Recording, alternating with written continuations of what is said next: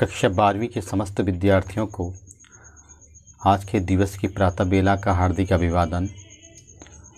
मैं आशा करता हूं कि आप सभी विद्यार्थी अपने अपने घरों में सुरक्षित व कुशल से होंगे।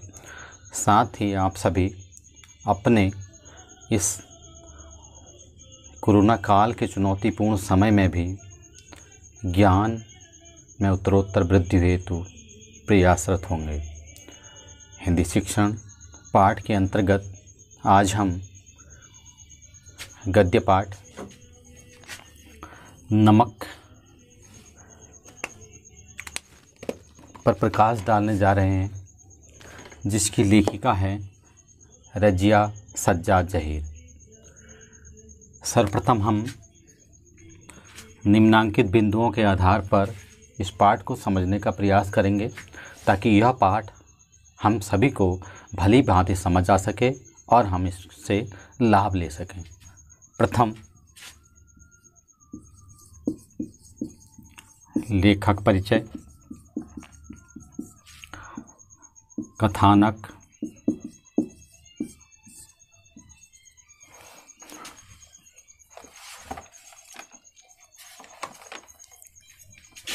उद्देश्य।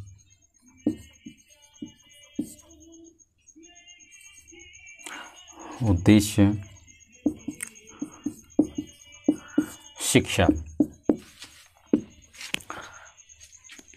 इन बिंदुओं के आधार पर, जिसमें लेखक का परिचय, कथानक, उद्देश्य, शिक्षा या सीख, पर हम इस पाठ को समझने का प्रयास करेंगे। चलते हैं। प्रथम, सबसे पहले लेखिका परिचय।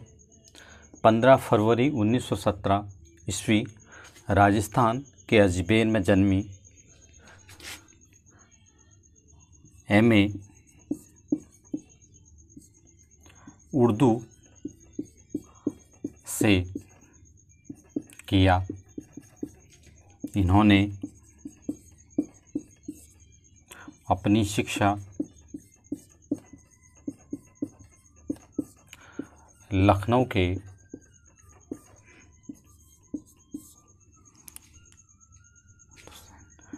करामत हुसैन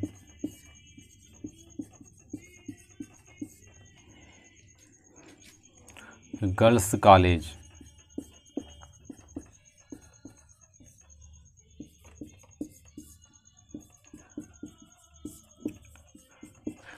प्राप्त की।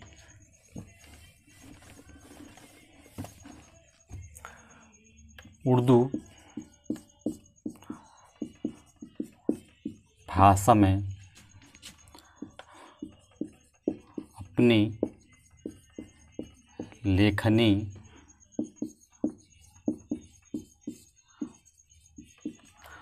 चलाते हुए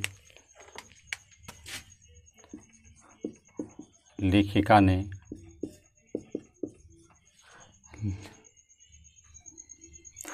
जर्द गुलाब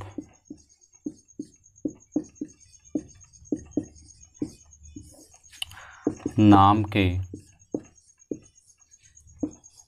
कहानी संग्रह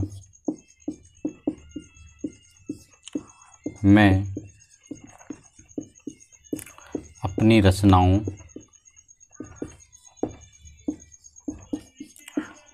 को संग्रहित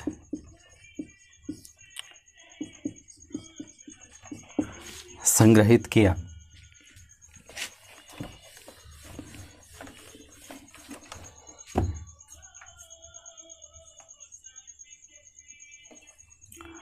इस प्रकार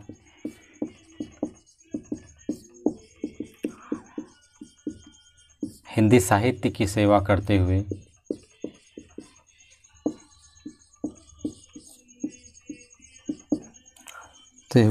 18 दिसंबर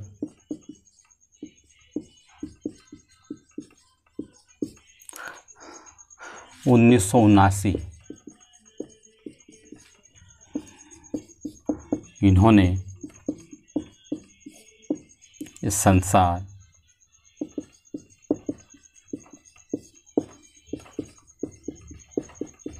त्याग दिया।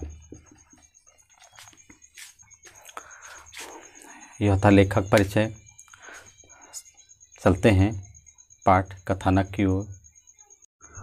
सफिया अपने पड़ोस के किसी धार्मिक संस्कार कीर्तन में भाग लेने जाती है। वहाँ उसकी पहचान अपनी माँ की तरह दिखने वाली एक सिख बीबी से होती है। उनका पहनावा रूप उसे अपनी माँ की तरह ही लगता है। वह उनसे आकर्षित होती है और सिख बीबी भी उसके इस व्यवहार से हतप्रत रहती हैं। वह अन्य महिलाओं से पूछती हैं यह कौन है। पता चलता है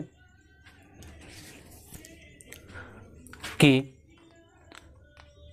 ये कल लाहौर जाने वाली हैं, जबकि सिख बीबी भी लाहौर की ही हैं। भारत पाक विभाजन के कारण उनको जन्म स्थान लाहौर छोड़कर भारत रहना विवशता का कारण था। तुम लाहौर जाओ तो वहाँ से मेरे लिए एक नमक की पुड़िया लेकर के आना। नमक यहाँ पर उस संस्कृति, वहाँ की परंपरा एवं आत्मीयता का प्रतीक है। प्रायः आप लोगों ने देखा होगा कि जब हम किसी के नमक के ऋण की बात कहते हैं, अर्थात यदि हम किसी का नमक खा लेते हैं तो हम किसी भी प्रकार से उससे किसी प्रकार का धोखा नहीं करते हैं। तो यहाँ पर लेखिका ने नमक को आत्मीयता एवं वास्तविकता, विश्वसनीयता का आधार बनाया है। सिख बीबी सफिया से कहती हैं कि तुम मेरे लिए एक सेर नमक लेके आइएगा। एक सेर लगभग 1 किलो। और सफिया जो कि सिख बीबी को अपनी माँ के समान ही दर्जा देती थी, उनकी इस बात को भली भांति स्वीकार करती है।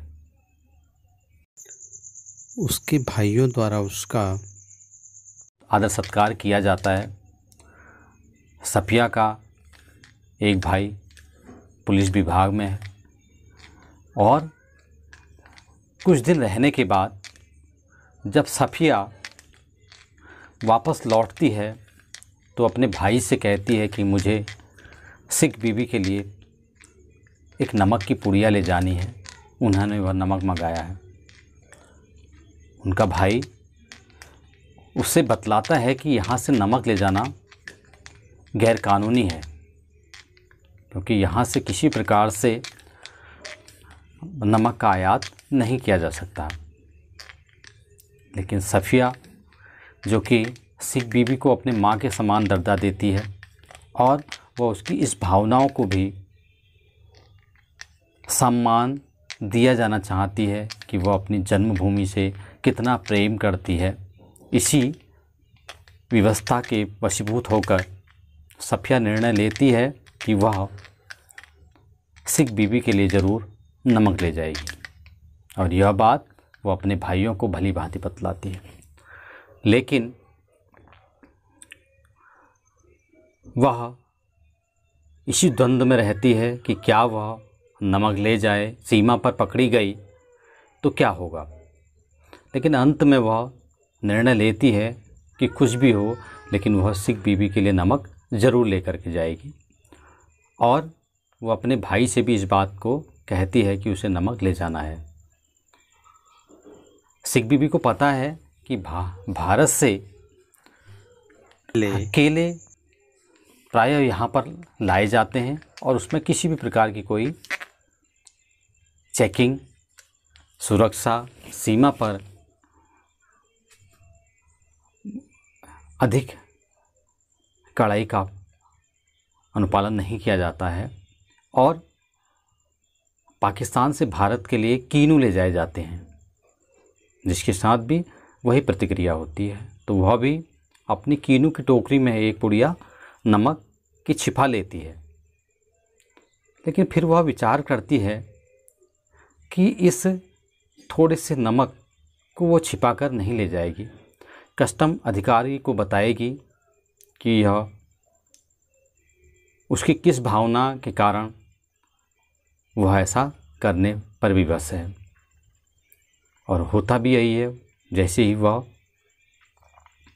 कस्टम अधिकारी के संपर्क में आती है, उसके सामान की चेकिंग होती है, तो वह तुरंत, जबकि वह चाहती तो उसका नमक की पुड़िया की चेकिंग नहीं होती, लेकिन वह निकाल कर अपने पास रहती है और कस्टम अधिकारी को बताती है कि यह नमक है और मेरी लाहौर की रहने वाली सिख बीबी जो अब भारत में रहती हैं, उन्होंने यह मंगाया है। कस्टम अधिकारी जो कि भारत का रहने वाला है, अपना देश दिल्ली बताता है, जबकि भारत विभाजन के कारण उसको पाकिस्तान रहने पर वह विवश है, लेकिन वह भी अपनी मातृभूमि से प्रेम करता है, अपनी जन्मभूमि से प्रेम करता है, तो वह भी उसे किसी प्रकार से रोकता नहीं है कि प्रेम, सद्भाव, सौहार्द, भाईचारे की प्रत्येक भावनाओं को कोई भी कानून रोक नहीं सकता। इसी कारण से वह उसे नमक ले जाने की इजाज़त दे देता है। वहाँ दूसरी तरफ जब सफ़िया भारतीय सीमा पर पहुँचती है तो अमृतसर में उसे पुनः एक पाकिस्तानी कस्टम अधिकारी, जो कि भारतीय सीमा में है लेकिन है पाकिस्तानी, कस्टम अधिकारी के द्वारा उसकी चेकिंग की जाती है। वह वहाँ भी उसे यह बतलाती है और वह भी कस्टम अधिकारी उसकी इस भावनाओं को कद्र देता है और कहता है कि मेरा जन्म स्थान ढाका है, मुझे वह स्थान प्रिय है। और वह स्वयं उसकी टोकरी को सीमा पार तक लाकर उससे विदा लेता है और उसे याद आती, लेखिका सोचती है कि किस प्रकार से यह सीमाओं से बटने के बाद भी अपने देश, अपनी जन्मभूमि से कितना लगाव रखता है। वह साथ ही अपने जैसे अनेक उन व्यक्तियों के प्रेम, सौहार्द एवं भाईचारे को हमेशा मान सम्मान देता जा रहा है। इस प्रकार से सफ़िया पूर्ण ईमानदारी से नमक को लाहौर से भारत लाने में कामयाब हो जाती है। और यहीं पर यह कहानी का अंत होता है। अतः कहानी के उद्देश्य कि सीमा के बंधन चाहे धार्मिक आधार के हों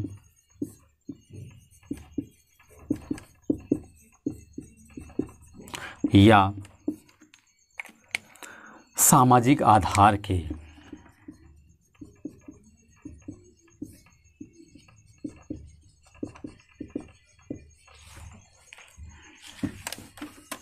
वे मानव प्रेम,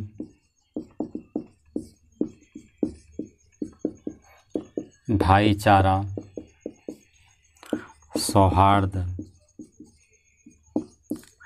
व जन्मभूमि के प्रति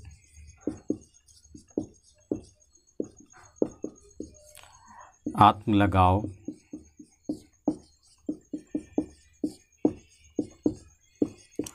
समाप्त नहीं कर सकते।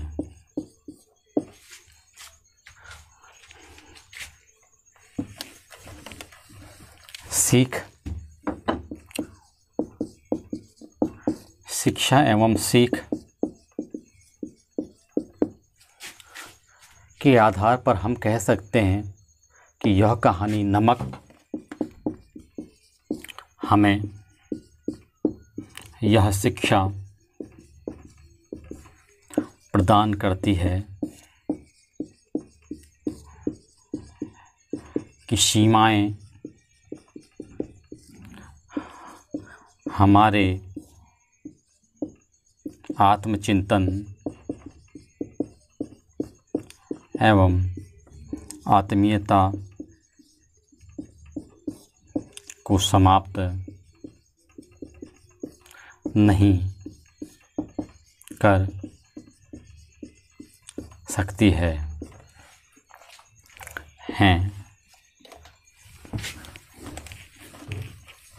कोई भी व्यक्ति या किसी भी व्यक्ति को यदि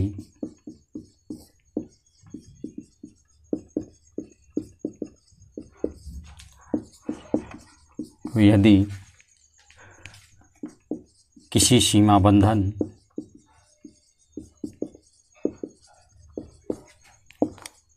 में बांधकर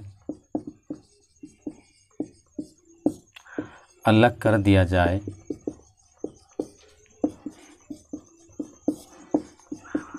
लेकिन उसके हृदय में अपनी जन्मभूमि के प्रति अपार श्रद्धा व प्रेम बना रहता है। तो यह था लेखिका रज़िया सज्जाद जहीर द्वारा प्रस्तुत कहानी नमक का सारांश एवं कथानक स्पष्टीकरण। आशा करता हूँ कि सारे विद्यार्थी इस पाठ को समझ चुके होंगे और वे इस पाठ का वाचन करने के उपरांत इस विषय वस्तु को भली भांति समझ लेंगे और इनके प्रश्न अभ्यास को अपनी रुचि एवं भाषा कौशल के माध्यम से लिखने में सक्षम हो सकेंगे। इसी आशा से आप सबका धन्यवाद।